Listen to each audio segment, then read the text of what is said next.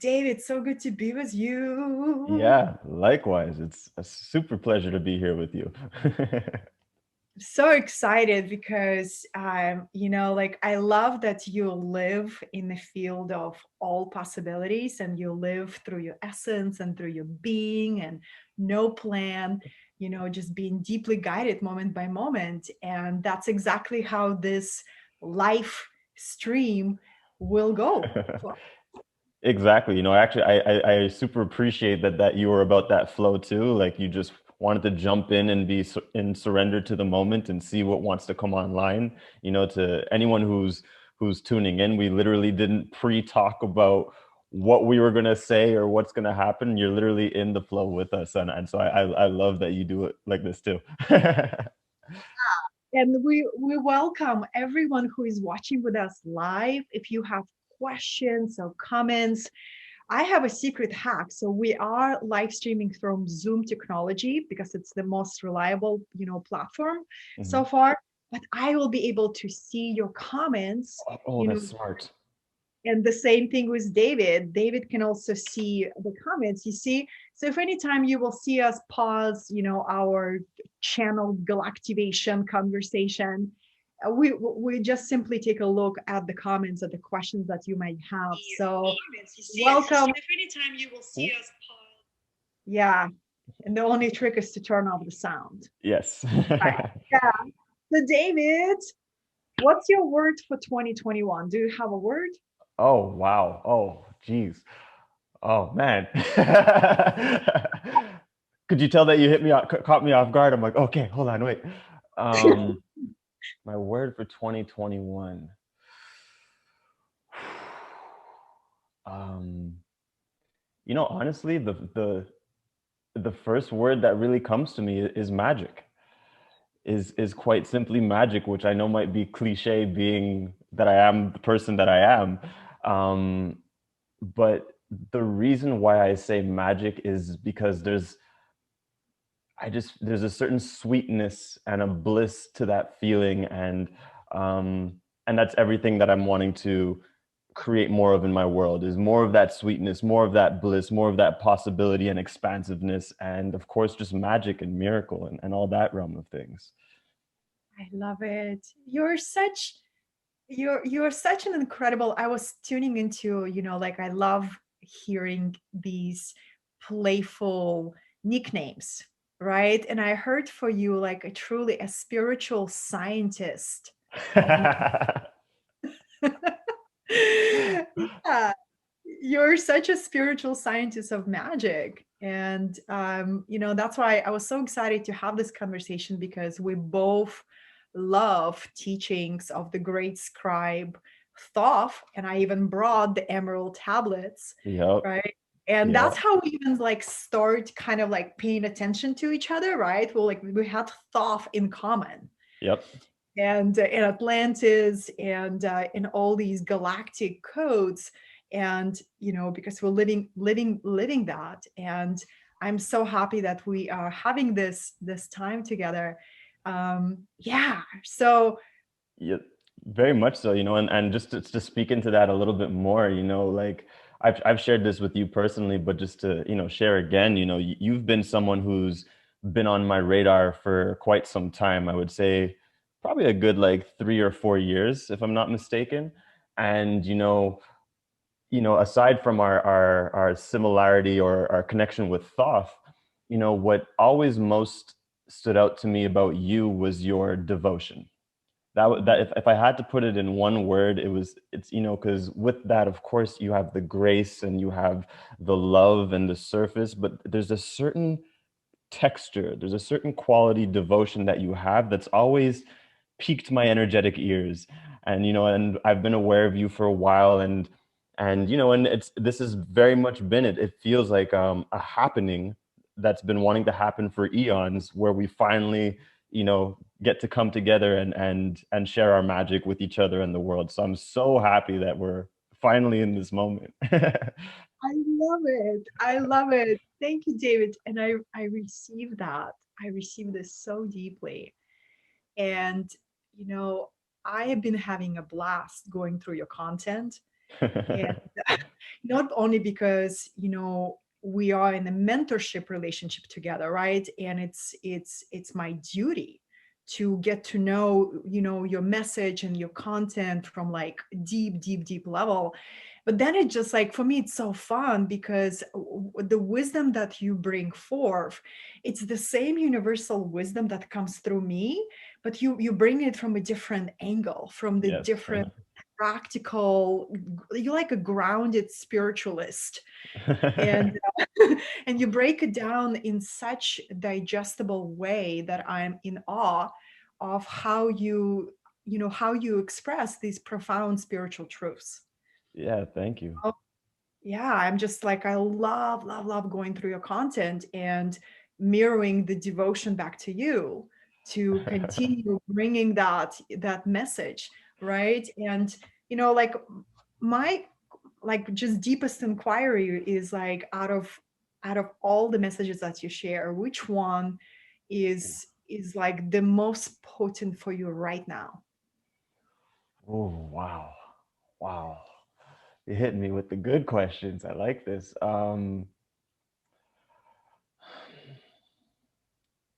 You know what? I feel like it's always going to be the same message, which is, and this is something that I heard of and tuned into before I heard of teachers like Bashar and Abraham Hicks and stuff like that. But for me, it was always, the most important message has always been to act on your highest excitement every single moment that you can to the best of your ability with no insistence on the outcome, which is the way that Bashar packages it. I love the wording that he's given to that energy, but that's really just something that I discovered for myself at a young age when I first became an entertainer, when I became a street magician. So I do street magic and street hypnosis. I wasn't looking for a career or purpose. I was just looking for a way to make friends and to connect with people because I was very lonely and insecure. And, so I had this tool of magic that ended up being the thing that bridged the gap between me and others, because I could bring fun into their lives and I could make people laugh and smile. And then when you do that, people want to get to know you. So it was a huge deal for me. And what I ended up discovering through being a magician is I just kept unconsciously following what lit me up, following my excitement, following my joy. And then I noticed that the universe was giving me everything, like opportunities, friends, camera people, girlfriend, whatever case may be. And I never had to push or work hard or stress in order to get those things. And so for years, I was living purely through excitement as if it were my religion. And then later on down the road, I came across the teacher, Bashar, who just put language to it and said, act on your highest excitement every moment that you can. And then, the rest of the spiel that goes with it. But that's always my most consistent message and teaching, because it's to me it's the most essential. It's the most essential because of how it connects you to more of you, to how it lights you up, to how it allows for flow and synchronicity, to how it lights up your creativity and clarity. From those states and spaces, you could literally do anything. So that's 100% my most consistent message. Wow. Wow. Thank you. Thank you. Yeah, you're reconnecting people with that beautiful spark of all possibilities. It's like follow the joy, right? Follow the joy and everything else begins to align. So you're opening up people to the magical universe. Exactly. Yeah. It's to their blossom, and it's because a lot of times what does come up is I know that people hear the message of excitement. They hear the message of follow your joy and follow your excitement. And then they say something to me like, yeah, but what if your highest excitement is to, go drink all day or to do cocaine or whatever case may be, whatever the thing is. And that's where I always reflect the subtlety of like, well, one, is that actually your highest excitement, or is that anxiety disguising itself as excitement? And two, to pay attention to true excitement. Your soul's true excitement always feels expansive. It has an expansive quality to it. When you sense into doing that exciting thing, you feel an expansiveness, you feel an openness. And that's the quality excitement that I'm talking about. I'm not talking about the excitement of like, oh well, I'm just gonna, well, that feels good, I'm gonna go just drink because I'm excited about that. not the true excitement that I'm speaking to over here. So, Yeah. but the soul's excitement is a game changer. Yeah. Oh, aho, aho. I have so many questions for you because I'm so fascinated by the range of your soul essence. And I'm totally willing to pause and see if you have a question for me. I'm Of totally course. like Yeah, of course. Well, I'm actually curious. So I do have a question for you.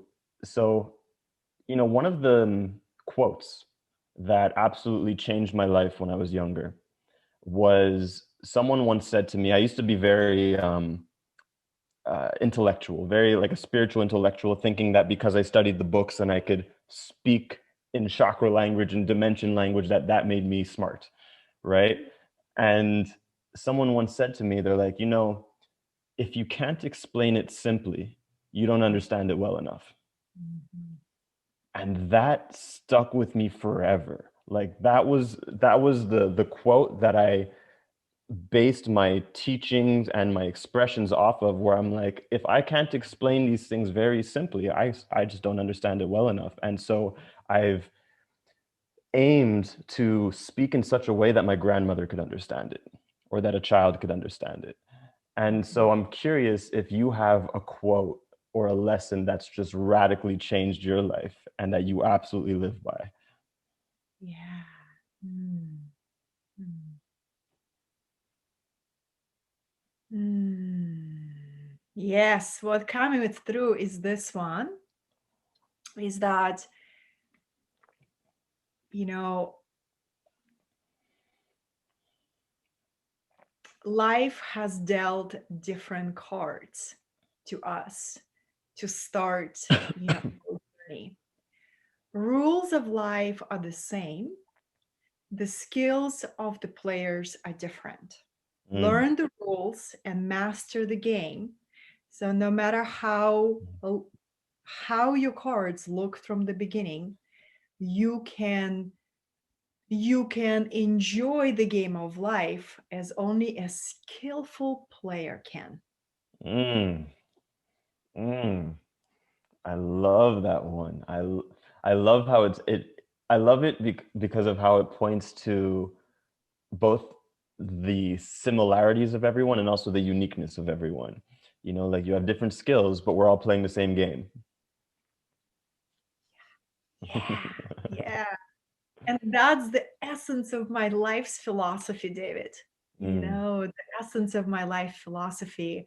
I am such a galactic nerd. I love to read. Like I go on vacation, like travel, because my life is a vacation. So it feels like a vacation. So when I go change the scenery, I love to read like 3 books in a week. I love diving into knowledge and chew on knowledge and synthesize and break it apart. And so I've always been like that. And what I love about you when we start getting to know each other, you're like, I really don't read. I'm like, I'm like, you're so unique, but look at this galactic wisdom that is just channels through you. And you're like, I really don't read. So yeah. so freaking awesome. That it's just like you totally own it. And I'm thinking, well, I'm not gonna send you books as gifts, David. Because I often send books, as gifts, but it was super, super cool. Is there a book, that you do dive into? Or, Mhm. what is your relationship with that? And how are you able to, like to channel such incredible grounded wisdom, not reading any books? Yeah, that's a that's a great question.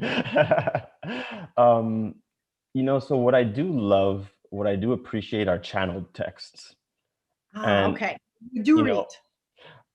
kind of like I'll skim through channeled texts, because I love the vibration of it. I love the activation of it, and so I like how it ignites more of my essence.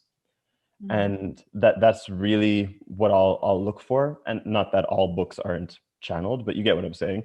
um you know for example, my favorite book of all time, mind you, I've only read like 5 books in my life, but my favorite book of all time is the Magdalene Manuscript. I have it. Yes. The Magdalene Manuscript is it's just one of those books that I could revisit so many times because I could feel the heart and soul in it, and that's what I love. I don't really care so much for the information. I just Mm. like the feeling in it. I like hearing the stories. I like the codes I get from it, the inspirations and whatnot. So I like channeled text for those reasons. The Book of Ra, the Law of One, that was a very um, that was a milestone in my life. Like when that book literally fell on my lap. It was, I mean that so literally, in the sense that, so the Law of One, for anyone who doesn't know, it's a channeled text where a group of people channeled a being named Ra, and Ra was sharing what he calls the Law of One and teachings of oneness. And so he takes these very complex questions and simplifies them so you could understand things like what is God and the dimensions. And I just found it so fascinating. And it came into my life because in 2011, I was watching a documentary of some sort on YouTube, and the guy happened to mention the Law of One. And there was just something about it that I was just like, wow, that sounds interesting. And at the time, this is before we had the access we have to Amazon and all these other things. So when I looked it up, it was out of print. It wasn't a book that was in publishing anywhere. So I was like, okay, cool. I'm like, well, it looked like a cool book. The very next day, I'm at my friend's house, and I didn't tell this to anybody. I didn't mention this to a single soul. I'm at my friend's house the next day, and I'm actually just rolling some weed. And as I'm rolling up, all of a sudden, my friend comes from behind me and drops on my lap the Law of One book out of nowhere. And he's just like, I felt like you would like this. I looked, Yo, how'd you know? Like, how'd you do that? Like, what? He's just like, oh, I just, I heard of it and I saw it. And he worked at a print shop. So he downloaded the ebook and made it into a book for me and plopped it on my lap. So it literally dropped in my lap. Yeah, so I do love channel text for the energy of it and the way that it activates my consciousness. But for the most part, the reason why I no longer read um, is just because I love my own clarity. I love Mm. the clarity of my channel, and I learn so much from source and from my guides and tapping in, that I'm constantly reading energetic information, that I just don't feel a pull or excitement towards books, although I have nothing against it. Like if I ever do have a calling towards a book, I get very excited because it's so rare. Yeah. Yeah. Wow. I just love this share. It's so amazing. And that's, just like really highlights the uniqueness, the sacredness of our uniqueness. We're tapping into the same body of wisdom, but we do it in a Yes. way that it's alive and unique to you. Yes. Right? That's just so beautiful. I'll be forever book nerd, like my books are my babies. I'm like, like I get shipments of books. I'm like, it's a highlight of my day. My books arrived. Total nerd, you know. But they're just so it's so amazing that we're so uniquely designed by spirit to tap into our understanding of universal laws and all of that. And David, here's my other. I'm just curious because I see so many light workers are not afraid to choose to remember their Atlantean origin. And Mm. then they pop. Like I just see the popping. I hear it in the astral worlds. I'm like, oh, another one popped. Okay. Here we go. So, like I have the Emerald Tablets by Thoth the Atlantean. And it's I was in Egypt last year. It was such a Hmm. journey for me, to see the carvings on the temples, to feel the vibration, to be there. And I felt like I was closing down a lot of past timelines. It was like a completion. It was a very priestess journey for me, but it was a lot of completion. And so all this to share is like I'm curious, when did you reconnect it with Mhm. that timeline, with that knowledge? And how was it for you? And what, it brought for you, your relationship with stuff and this body of wisdom? Yeah. Oh man, I could speak so much on this. I'll give you the simple response, and I could always elaborate. But um, so for me, it happened in stages. You know, I wasn't someone who, it's interesting because so now I do all these things, right? Like I'm a psychic, I'm a channeler, I do all these things, but yet I wasn't always someone who believed in that stuff, Oh. right? So I was open to it, and I believed that I used to believe that a psychic and a mystic were the people who lived in caves far, far away. That that was my belief system, and also being that I'm an illusionist. We're Mm. taught as illusionists that psychics are simply illusionists who use those methods for deception as charlatans. Because as an illusionist, I could very easily mimic psychic ability. And so the thinking is that that's what all psychics do, right? But I always just had my thought was like, yeah, but they must get that idea from something authentic, right? So that's what kind of kept my eyes open to that world. And so I wasn't at all really into mystical spiritual things for a great portion of my 20s.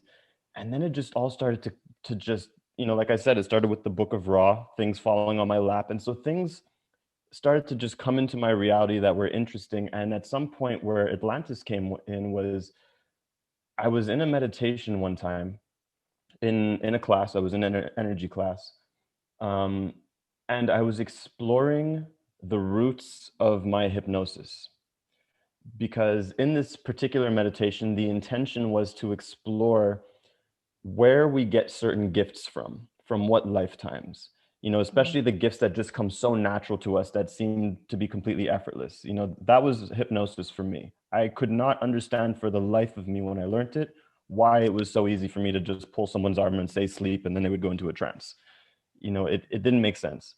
And so when I through this meditation, when I started to explore my roots of hypnosis and I followed that energetic trail of my hypnosis, I ended up seeing myself in this vision where I was in a castle-like complex, and there was a version of me wearing kind of like a green and yellow fancy looking uh, garb suit. I don't know what to really call it. Like yeah, a very royal looking, and I had one of those mustaches that you could kind of like go like this with, and brown. It was very vivid, and I just saw this aspect of me that I knew in my heart was me, or a version of me, doing hypnosis in a very different way. And he was doing it to people, but I couldn't understand the way in which he was performing it because it wasn't for entertainment. And when I approached that version of me, first I was like, I'm like, where are we? Like, where am I? Because it's vivid. It was like being in the past. It was like being in a memory, And so I'm like, where are we? And he had said Atlantis. And I didn't really know much about Atlantis at the time. I may have heard the word here and there, but it wasn't like a fascination yet. And I'm like, oh, Atlantis, cool. Yeah, I've heard of that. I'm like, and where is this? And he said, well, he's like, we're in the castle. I help the emperor, and this is my practice. And I said, well, I'm like, I see you're using hypnosis. What's the purpose of it? And he said, he's like, well, the only purpose of hypnosis is to help people better understand themselves. And I was just like, whoa, I never thought of it in that way. And then I got a bunch of other messages, but that was my first encounter with Atlantis. It was, seeing it and hearing it and feeling it and smelling it was in that moment. And then from there was just other spontaneous moments where, memories would just come back. It's sometimes in the dream state, sometimes in a meditative state, sometimes as I'm channeling and I need that information. It's like it's like puzzle pieces falling in. Yeah. Oh, so cool. So cool. I love hearing that. You know, David, for me was it was reclaiming the gift of healing through past lives. Mm, It came so spontaneously, so naturally, and with a big force. Like, boom, you need to remember how to use this gift, and like it's really gonna help you in your work. And I started working with the wow. past lives. Yeah, it was like after I made a very conscious request to reclaim the most useful gifts from all of my parallel lifetimes that support my current incarnation and the mission that I came forth. Mm, Like I made this very conscious request, and boom, past life healing ability came in, mm, and I start, everything I do is I start practicing on myself. I am the biggest guinea pig, yep. and then I go into, okay, healing. Like it was so powerful for me to heal my relationship with my biological sister, Oh which wow. who was my mother in my most recent lifetime. And we had this wound, and like I could not understand the animosity that I felt since childhood from her. And I was like, what is going on? What is going on? Why? I'm like, it's beyond a typical sibling rivalry. It was something unconscious I couldn't place my finger on, and just living with that wound and living with that cold distance between the souls. And when I discovered the past life healing ability, and I went through that process myself, and I traveled and just found that lifetime where the wound was created, and healed it and rewrote the past. Like I am just in awe of how fast and rapid that healing was, because my sister immediately changed her Wow. attitude towards me. And that's Yep. like, her and I Yep. both, we are, I just turned 40, she's 42. That's like 40 years of that. Boom, Wow. just like that, healing happened instantaneously, because we went through, through the root, the psychic root of that wound. So And I'm what was the conscious request that you made to the universe? Oh, the conscious request to the universe to reclaim um, the abilities, skills, and gifts that I have developed in my parallel lifetimes, Mm, and to reclaim them, kind of like I ask them all to be switched on again. And yes. and that was like the Mayan wisdom lineage came, gene keys came, human design came. They were all start kind of like Christmas lights. They were just like coming online, boom, boom, boom, boom, boom. Because number one, I wasn't afraid to receive that remembrance, and my consciousness was ripe and ready to Yes. receive those consciousness, and also it was for the higher cause. It wasn't for me, for entertainment and for my own ego. It was like, my life is in devotion to spirit. It's time to reclaim other abilities that are useful for this path. I So that's such a potent request, and I love that you said that, because I think that's also like super valuable for anyone who might be listening. Because like what I love about that request, to consciously ask to reclaim your gifts from all lifetimes, to be able to make that request, that means there has to be an awareness that there are gifts in other lifetimes and other abilities that you might not be remembering. And so to make that ask is like filling in the gaps of the awareness and allowing for it, the possibility. So I love that request, and think it's a very potent one that, if it speaks to people, it's definitely worth making. One of the principles, the core principles of white magic, is I use the acronym I am, where I am stands for intention plus action equals magic.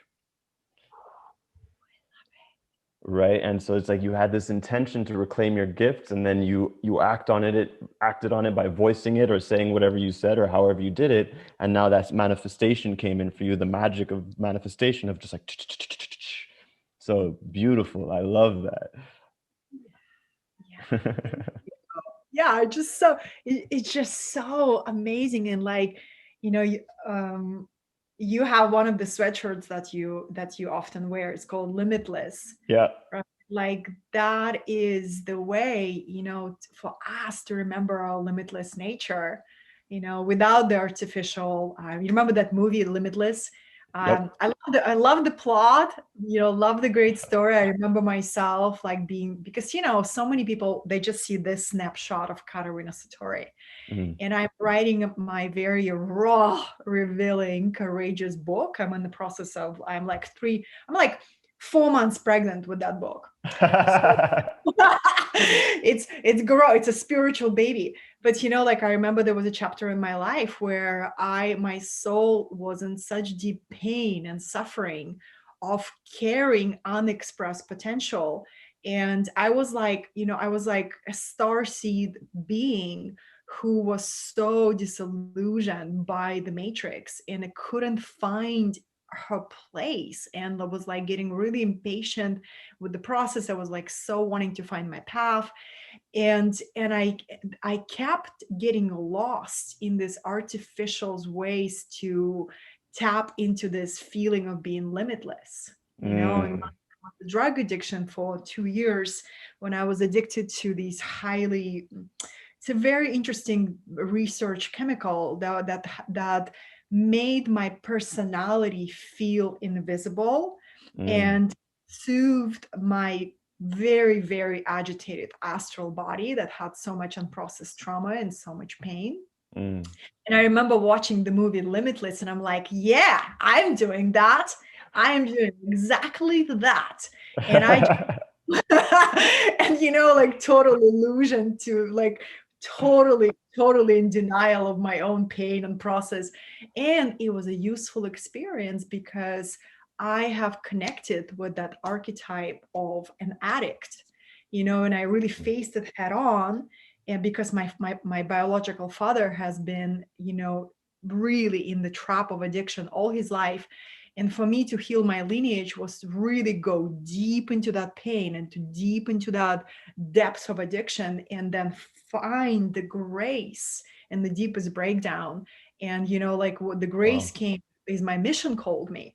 Yeah, I'll never forget the moment where I was like high as a kite, completely disconnected from like this plane, and the voice came in. It was the voice of my higher self, and the voice was so powerful, like archangel like spoke into my ear, and the voice said, enough, child, you have had your fun, your mission is waiting for you.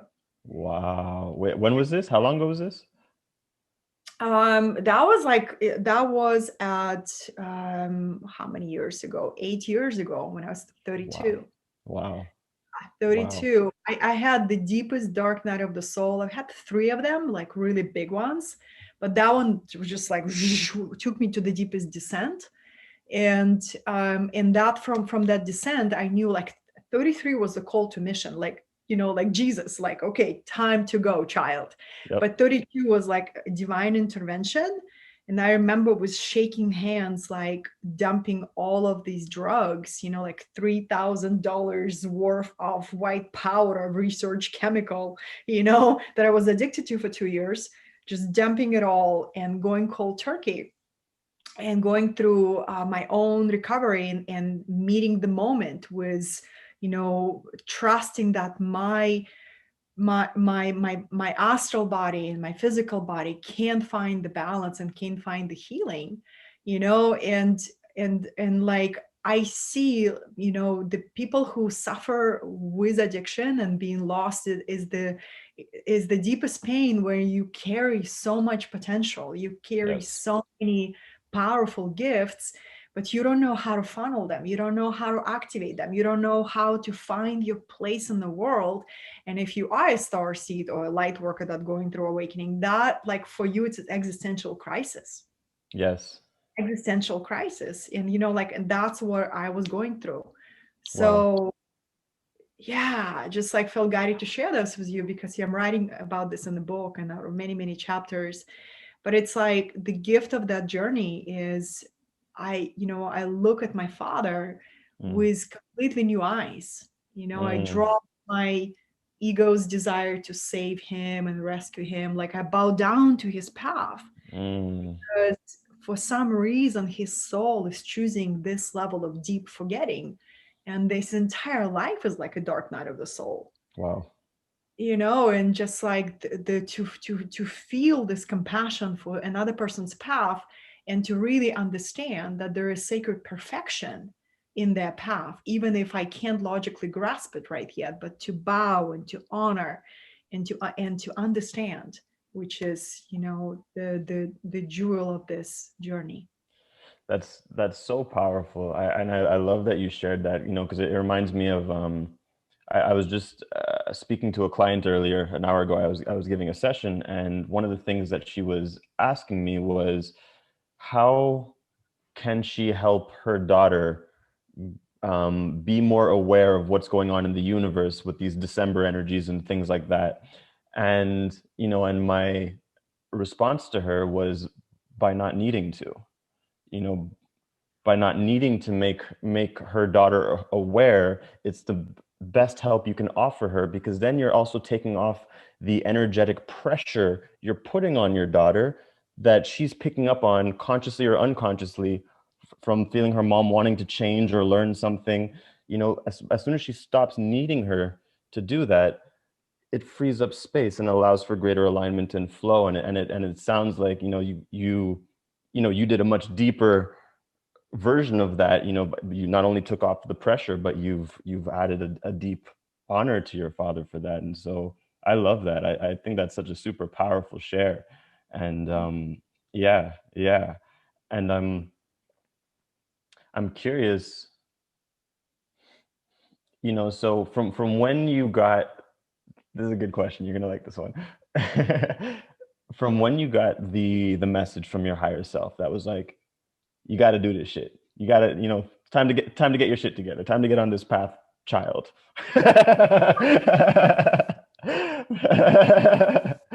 Beloved, right? From when you got that message, what what was it that allowed you to truly start stepping into your wisdom? Mm. Right, because there's always like a bit of a bridge. You get the message, you're like, yeah, sure, higher self, okay, I'm gonna do it. But but there's always an unfolding before you build up yourself, right, into a certain kind of confidence. So what do you feel like allowed you to really step into your wisdom? um Acceptance is what I heard. Mm, Deep acceptance of every every step of the way, because the way, you don't know the way knows the way. There is a beautiful song that one of my sacred sisters sings when we gather to drink grandmother ayahuasca. mm, Oh, and it's I definitely would say it's my work with the visionary plants. It was accelerated journey. mm, Like what probably took me 20 years for, psychoanalysis and therapy. I'm not saying those tools are not useful. They are absolutely useful. I just went like my soul made an agreement to incarnate into a very dense lineage and mm, to gather my wisdom through a lot of experience, like throwing myself in very different life segments and different parts of culture and different experiences, and to just kind of taste everything that the world has to offer, the light and the dark, mhm, right? And and then I dove. I was like super aware child, sensitive being who then chose to forget pretty much everything and just dive into the deepest, darkest shadow of the world, knowing that like my connection with ayahuasca was my way to remember my galactic lineage mm, and my mission. So mm, so ayahuasca was guiding me. She was my main mentor. Is my main mentor, right? mm, Is my main teacher. And I would say the main thread is acceptance, mm. like acceptance and seeing the sacredness of the journey, seeing sacredness in what I used to consider my mess, like Yes. knowing that. my mess has been the raw material for me to alchemize and to transform and to turn it into wisdom. So, The mess like, became your message. yes, I've never seen, it's also like, I've never seen a strong soul with an easy past. Mm, mm, mm-hmm. We get to go through that fire of initiation, especially initiates of light, right? And to prepare us for our mission.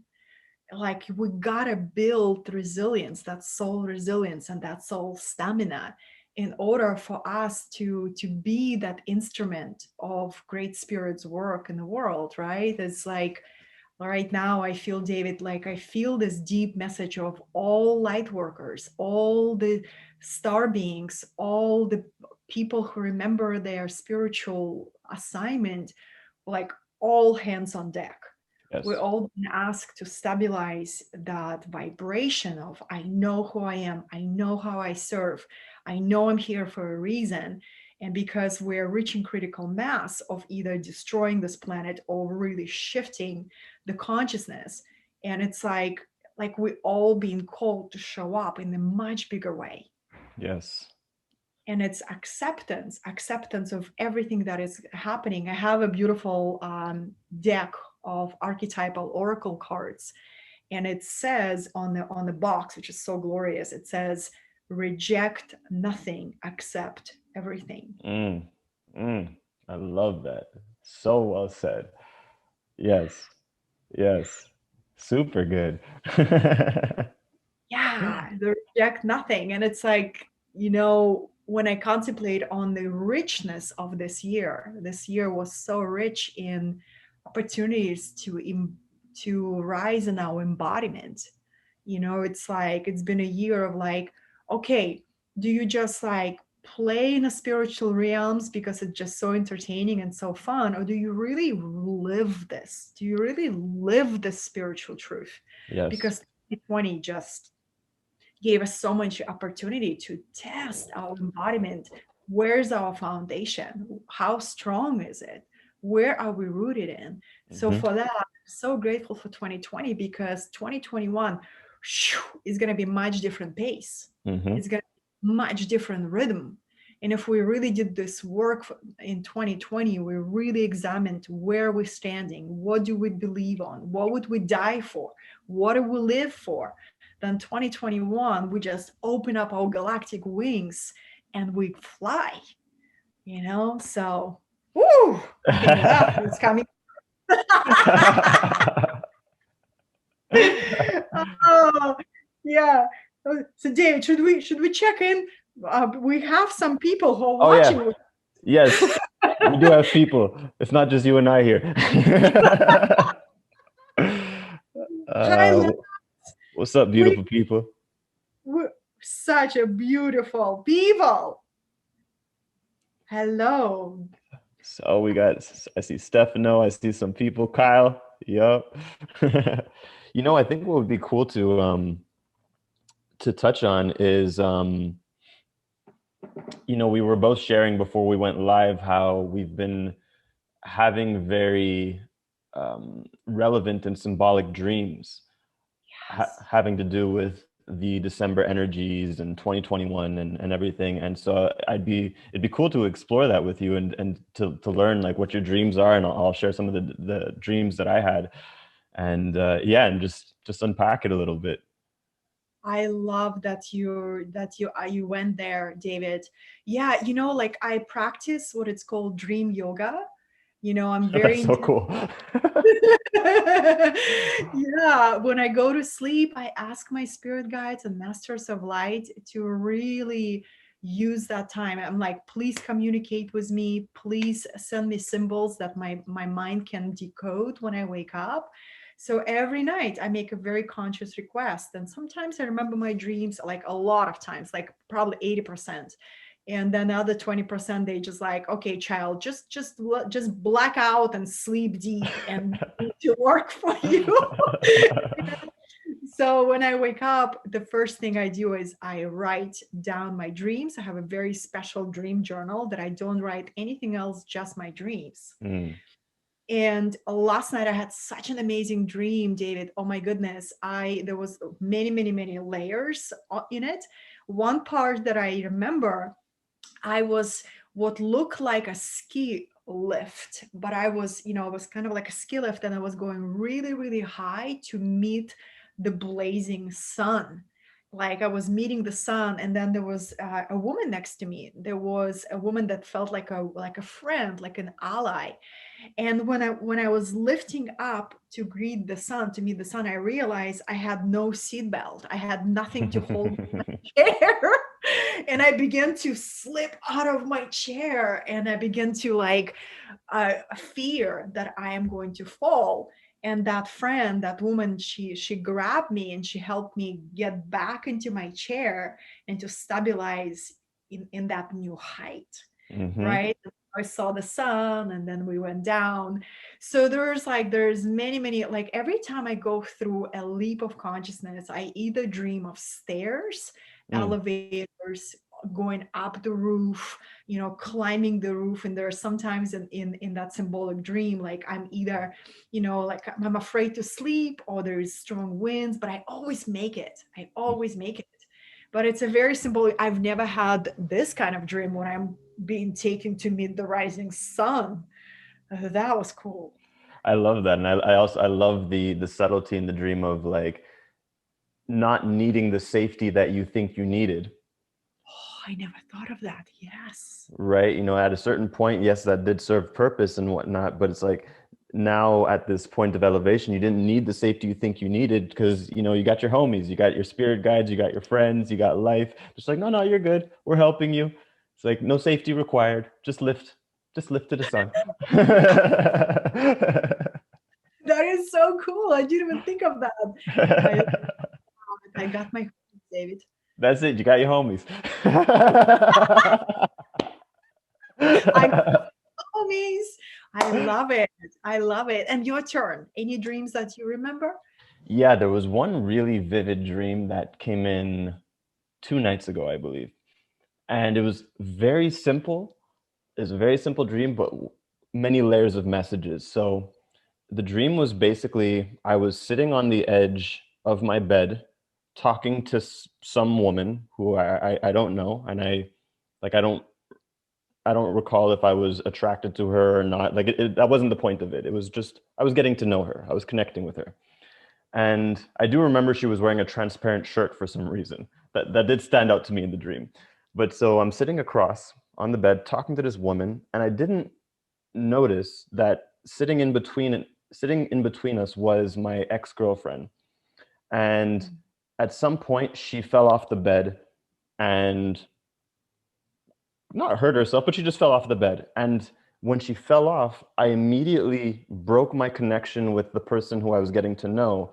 And I picked her up and put her on the bed, and I was making sure she was okay. And I was helping her out. But I was also aware of how there was something off with that. Like there was something off with how I just reactively went to help her and broke the connection that I had going on.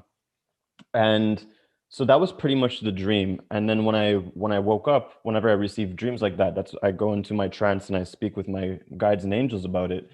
And they revealed some really cool layers. So on one level, they were, and this is all related to December energies as well, but on one level, they were giving me the message, they're making me aware that I still had in me this kind of savior mentality of like when I guess especially a woman falls, that I want to be like I want to help out,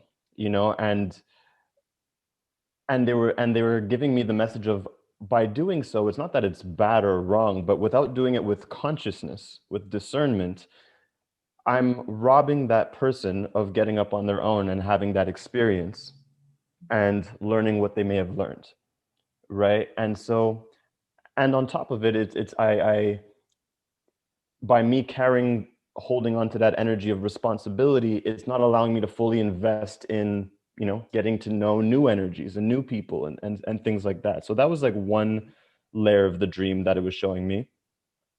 And then my angels came in and they were showing me how this is very symbolic of how 5D and 3D reality work, in the sense that to some, it might seem strange, like as we evolve, I'm just going to use the words 5D and 3D because it makes it more clear for people. But as we vibrate more in 5D, it might seem strange to the people in 3D. Like if someone falls and my reaction is like, oh, the best care I can offer is not helping you up, and to continue in my flow. To certain people, that can seem rude and uncaring, to people who are more unconscious and or just living at a different level. Where in the 5D reality, this is more normal, right? And so they were giving me this example. I'm like, yeah, that makes sense. And then one of my angels came in and was like, we see you guys fall all the time. Like, we don't just jump to pick you up. We don't interfere. We wait for the request. You just don't see it that way because most people don't see angels with their physical eyes everywhere. But if you did, you would see, yourself going through something and angels just kind of looking at you sometimes and just being the presence holding the space. And so it was this beautiful message around letting go of certain responsibilities that I've taken because they no longer serve in the highest way with where we're all evolving to, even if certain people might not understand it. And that could be a cool learning curve. Yeah. And now it's one, one, one, one, one, one, one, one, one, one, one. One, new beginnings. That is an incredible share, David. And I'm with you on that. It's like when I discovered reconnection of the sacred feminine with my heart, I in the great cosmic mother who watches over us. Like I understood the dignity of receiving a challenge, of receiving a trial, Mm, receiving initiation, because the great cosmic mother doesn't want us to be codependent weaklings. The way for us to become strong and sovereign and sensitive and, you yes, know, sophisticated souls is to trust everything, reject nothing, and to trust our ability to gather that strength. And angels available to help us because, like before we started this transmission, I invoked angels to yep, bless us with technology so we can live stream ease and grace and all of it. Like that's how we live, right? It's just that's amazing. it. And what's funny is what I'm being shown now is, notice the contrast and the complements in our two dreams. In your dream, you were about to fall and someone helped you. In my dream, I had to let someone fall. And well, I helped them in the dream, but my lesson was a little bit different, right? But they were both this like falling and being saved in more proper ways, I guess. Like the help is always there, basically. I love it. The help is always there. Yes, yes, yes. And we're reaching about an hour of Really? our, yeah, we're timeless. We're timeless being, but just realizing, hello, beautiful people, beautiful, beautiful beings.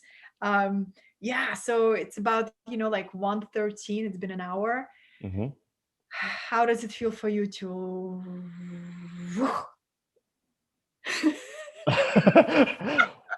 It feels a little bit like this.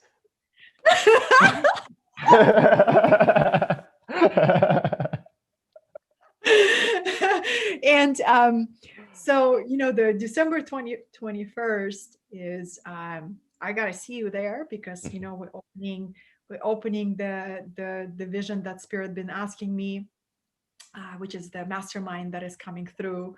So I'm excited to honor that portal of December 21st with you. Yes. Any suggestions for our communities of Hmm. how they can maximize this portal? Maybe we will finish on that note, and that'll be good. Yeah, one moment. Let me go into this one. So, the messages that I've been receiving a lot about these cosmic events is all around the importance of increasing our light quotient, the amount of light that we embody. And so, what I'm constantly shown is it doesn't really matter what practice you use, although the more intentional you are, it can definitely make a difference. As long as you're partaking in practices that increase your light quotient, that allow you to embody more light, such as acting on your excitement, acting on your joy, acting on your inspirations, embodying your intuition, doing certain intentional meditative practices. Anything along those lines will help you embody more of your light quotient and prepare to receive the energies to come in the most harmonious way possible. With that said, meditation is very strongly recommended and suggested simply for the fact that the image that I'm being shown is that when you're meditating, imagine you're kind of like, or when you're about to go into meditation, you might start off as a flower that's not fully in its blossom, but it's just somewhat, it's like this for whatever reason. And so when it's not fully opened, it's not receiving light in all its nooks and crannies and all its little crevices. So when you intentionally meditate to receive light, you're also choosing to open up your blossom, to open up your flower, to receive on all its edges, all its curves, all the little nooks and crannies, so that you could receive the light in the fullest way possible. So that's really the message that I've been bringing through for people, and that's been coming through. Yeah. Boom, boom. And would love to hear your share as well. You just brought it in such a beautiful quintessence, David. This it's exactly it. It's exactly it is just becoming the most available antenna for this incredible I feel it's like the solar codes, a solar consciousness that are really, for all of us to just like, "Whew, it's time, it's really really time." So I'm excited to really also feel like fasting. I've been Mm, really feeling, even if it's just 3 days or one day before December 21st, or eating raw foods, but preparing your physical body for that will greatly support this activation that we're moving into. Yeah, I found that's what I keep receiving. Okay, up level your juicing, Katerina. Some celery in the kitchen, yep. and just like a simple thing, just to flood your body with the greens. Yes, yes, so good. It's like I keep hearing the message of let yourself be watered by the light, Ooh, yeah. right? Let yourself be watered by the light, which also means letting go of anything that might be stressing you out, or dense, or anything that's, yeah, really more dense, so that you can have more room to let yourself blossom and let yourself be watered by the light. So whatever that means to you and your excitement and imagination, act on that flow, and that'll be very helpful. I love it. I love it. I almost don't want this to end, which which means we can just do it again, right, Dave? We can just That's it. open up this portal again and just dive into these, allowing this wisdom. It's like this beautiful light and wisdom dancing between our Yes. arms. I just love it so much. And everyone who has joined us, thank you. So, David community and my community, we're so grateful for you investing the time to be with us and to attune to this conversation. If you feel this conversation was uplifting for you, please feel free to share this live stream with your circles, and we're going to put this one on YouTube and also on Instagram. So we're just excited to share and to support, and we are in this beautiful expansion together. It's time to Yes. expand even to a greater degree, and to ascend in our joy and our ecstasy and bliss and our essence. And David, you're a divine, beautiful being. Thank you so much. Thank you so much. And I'm just Yes. excited for everything that will unfold.